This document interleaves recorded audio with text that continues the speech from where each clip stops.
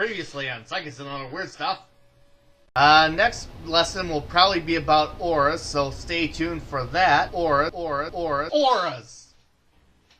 So, thus began my journey to find someone who can explain to me auras, as auras are to explain. And there, I began my journey. So we need the search for the Aura Master to teach us about auras. Aurarific.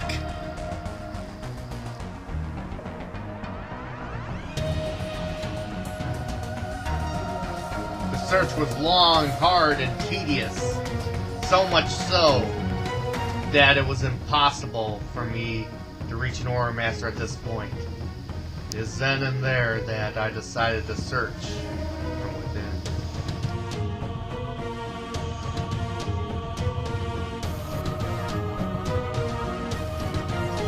And as with the spirits have it, I have found a way to explain auras and everything about it.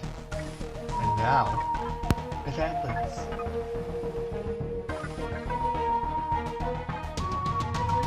It's aura time.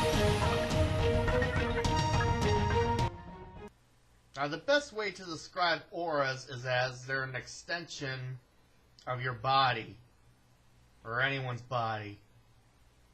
Auras basically fill in one of two purposes. There is the outer aura, which fills all the emotional and expressions that come out of your body and mind. And the inner aura has to do with a more metaphysical, divine state. Now, everyone can have different emotions inside their outer aura. But the outer auras are definitely easier to read than inner auras. If you can read inner auras, you probably wouldn't be needing a lesson here.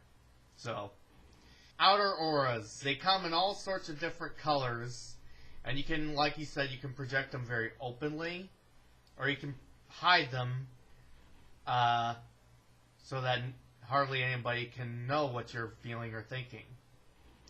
So, just like you try to keep your emotions away or be more open as you're around different sorts of people, you can do that with your auras as well.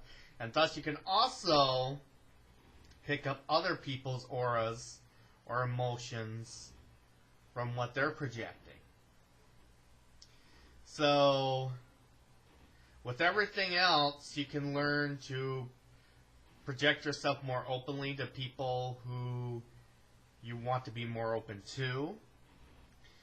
Or you can hide them from people who you don't want to pick up on their auras, or you don't want them to be influenced by your aura. I mean, nothing worse than someone having a bad day and suddenly you're feeling a bad day because you didn't protect yourself from that type of emotion. So now I have an experiment for you guys to do.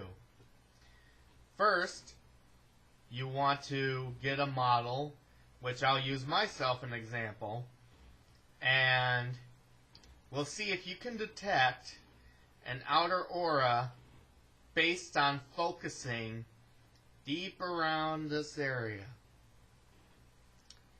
Now, it might be a little harder because I'm on camera, but if it's too hard for you here, you can try to pick a partner and try to get them next to like a white screen or a screen that is a solid color, preferably white though, and see if you can detect what their outer aura is. If it's red, they could be a little intense. Yellow, bright and cheery.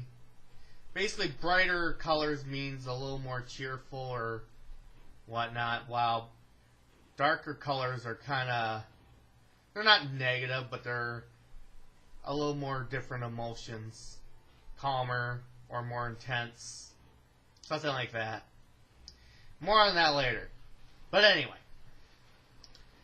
And here, focus in and see if you can detect any color on me.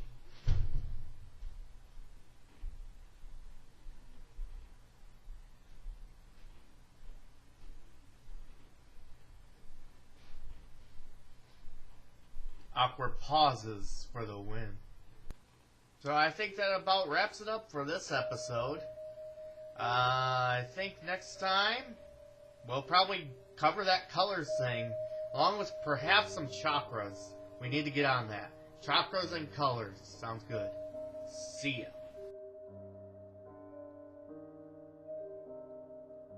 So now I have an experiment for you. You.